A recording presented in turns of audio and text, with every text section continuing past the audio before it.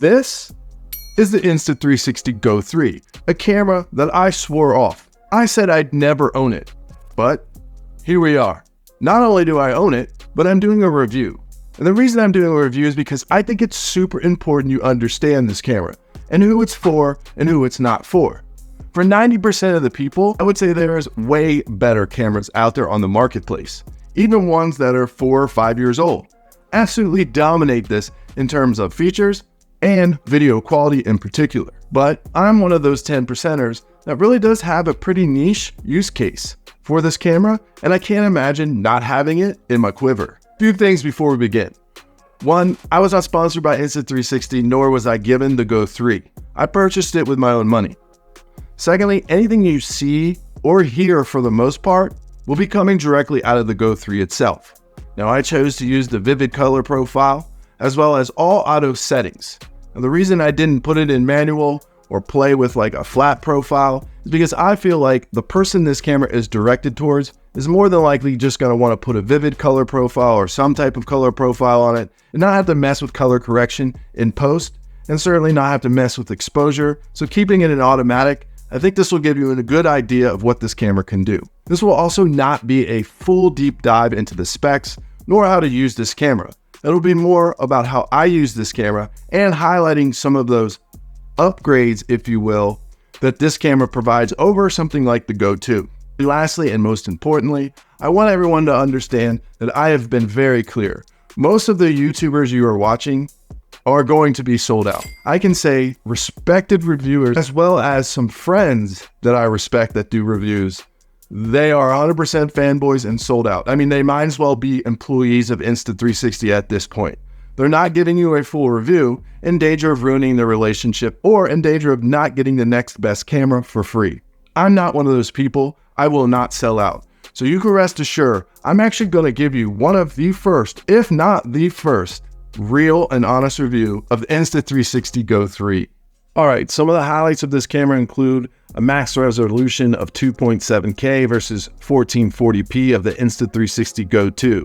It has a pretty sweet flip-up screen, a new mounting system, voice control. It's waterproof up to 5 meters versus that of the Insta360 at only 4 meters. It has multiple color profiles now to include a log-like flat profile for those that might be into color grading. The new action pod is actually IPX4 water resistant. The old one is not water resistant at all. Keep the Insta360 Go2 action pod out of the water. They both have video, time lapse, time shift, and slow motion. But the Go3 has the addition of pre-recording, loop recording, and timed capture. It also lifted the 30-minute max that we saw on the Go2. Now we can record unlimited on the Go3, or as long as the battery lasts. We still only have 30 frames per second at its max rate of 2.7K, and if you want anything else, you're limited to 50 frames per second at 1440 or below. That is to say, it also has slow motion, and that slow motion is 120 frames per second, but you can only use it in 1080. The Go3 does include an additional mode called free frame, and that simply just means you can use the entire sensor, and then you can decide what ratio you want to use in post. The only other thing that really kind of stinks is we only have horizon lock in 1440p. That's right, it does not have horizon lock in 2.7K. Finally, we do have an upgraded battery, though in classic Insta360 fashion, they're stretching the truth quite a bit. More on that later. So no doubt I use a lot of Insta360 products, but that doesn't mean I like Insta360. I think they're very shady. I think they're very tricky in their marketing. You see it on the Ace Pro, you see it on the Go3, and I'm really frustrated with the fact that they decided to give us these half upgrades. And I mean, you can see that with the 1440 to 2.7. You feel like that's a huge upgrade. That's only making the frame a little bit higher. So it's not like you're doubling the actual frame itself. You can see another example of this type of thing when they talk about the battery. They'll tell you get 50% more battery, but I'm not a math whiz, but it's certainly not 50% more battery, even with this action pod. I don't really know how they came up with that number, but in 2023, it was appropriate to have a 4K, but they decided to virgin us to death. What I mean by that is what I call the Apple effect. Now, the Apple effect is basically going to your engineers and saying, hey, Give me the best and greatest in the camera. Now start taking away those features so that we can have a bunch of versions that are half-baked to sell to the consumer. So in my opinion, you're really not getting much of an upgrade with this camera. And if you have the Insta360 Go2, you should 100% just stay with that.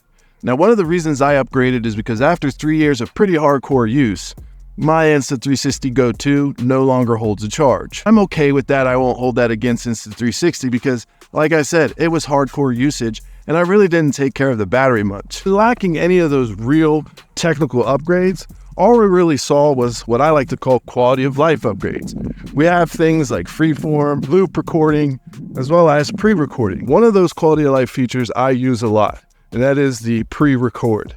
Now, the reason I do that is because I put it on my hat, I'm fly fishing, and I can just click it, and it will capture the moment of hookup, even though I'm not recording at that time. Those are also features that I first started using in the GoPro Hero 9. So again, think about that. The GoPro Hero 9 was launched 5 years ago, and it has all these features. Plus, it shoots in 4K. Also, when I fly fish, I'm out in the wilderness and I'm out in some pretty rugged areas. I usually like to be very concerned with weight. Now, if you are someone like that who's in the outdoors and you're concerned about weight and you're willing to sacrifice the image quality, well, this is a good camera for you. But now let's consider something like the DJI Action 2. That launched in 2021. That had a 4K camera. Now you can still get the Action 2 for under $200. You will have a screen and you will have 4K features, something that this camera lacks and should have had. So the question I would ask is, who is this camera for then? Because to be honest with you, I initially thought it might be good for a beginner, but I would actually recommend something like the Hero 9 or perhaps even the Hero 11. You can get these things for used for cheaper than this camera. Now, I did get this camera on sale for $235. It initially retailed for $400. No one in their right mind should be paying $400 for this camera. So, lesson 1, you should definitely wait for it to be on sale. Lesson 2, if this is your first camera and you want to vlog on it or just use it as a true action camera, you should probably look towards something like an older GoPro. You're just going to have a lot more features available for you and the video quality is going to be that much better. So what about action sports? Well, for me, this isn't really a complete solution either. We mentioned you lacked 4K, but we also lack a lot of the common shooting rates like 60 frames per second. You can shoot max 1440 50 frames per second, max 2.7 30 frames per second. And if you want to get true slow-mo, it's only 1080 120 and it doesn't look that great. So slow motion being such a huge part of action sports, this camera is not going to be an effective use of slow-mo. And in fact, the 1080 slow-mo, there's all kinds of issues with it. You have to rotate it to get it to the right perspective. I just don't find it easy to use, so I would not use this for any type of slow-mo. So you're looking at 30 frames per second max, especially if you want to shoot at 2.7K.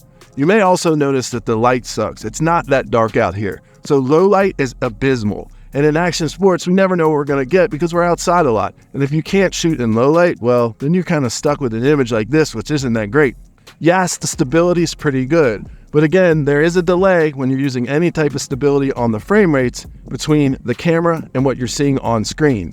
So if you are looking at the screen trying to frame something up or trying to frame a rider as they go by, that's going to be delayed about 1 second, which some people can deal with, but for me, again, not ideal. But in actual using the stability, if you're going to put it on your head or something, then well, it's pretty good. Insta has a pretty good stability system. I think them and DJI are kind of on par, and probably GoPro having the best in terms of stability. Yes, it's small. Yes, it's pretty rugged, but it just lacks the features that we really need when we're doing true action sports. If you're doing something like fishing, camping, or hiking, or anything where you're weight conscious, this is a really, really good option. Just know that, again, if you don't have another camera, you're going to be stuck with some, marginal frame rates, and really 2.7, I keep saying it like a broken record. I'm just so angry we didn't see 4K. So the greatest strength is the form factor, not necessarily what it produces coming out of the camera. If you're going to use this, I would use this as a third camera, a C or a D camera. I would not always have this as my primary camera. But of course, the unspoken is the fact that it has a magnetic back. You can click it on things and you can get some really cool, unique shots. They really don't need to be ultra clarity, but just the uniqueness of the shots you can get out of a small camera do add some nice little pizzazz to any of the videos you're doing. You'll get really cool angles and be able to fit this into some really cool spots. And like I said, it being so lightweight, why not take it along? I think another great use for this camera is if you're a social media creator or you're going to be doing a lot of stories or short form content. Using 9x16, you're really not going to notice the fact that you're lacking resolution in this camera. So if you're a creator that does a lot on, let's say, TikTok or short form, this is a really compelling option. I think the mic sounds really good on this camera, so you could just have this and use it for your short form content. But if you're doing anything that's semi-professional or like me and you want things to just out of pride to look decent, this is also a pass for you. So in conclusion, I think if you have something like the Go2 or something that only shoots in 1440, you should just stick with that and wait for the next upgrade. I don't see in any way how Insta360 can't give us 4K in the Go4. But recognizing the current cycle, that could be at the minimum a year away, at the most probably 2 years away. So we're now looking at getting it in 2025, 2026. So you may be like me and not be able to wait that long for that camera. So this is a good stopgap. I think the 2.7 is just barely okay. Again, I wouldn't use it into any type of real production environment, but I think it'd be just fine on like YouTube, social medias, stuff like that. Now, if it's your only camera, I still do feel there's other options out there that are way better suited for you in a similar price range. So you may want to consider passing on this if it's your only camera. Now, in terms of your secondary, third camera, something like that, it goes without saying, it's its most outstanding feature and always has been. And that is really why this camera will always be in my repertoire.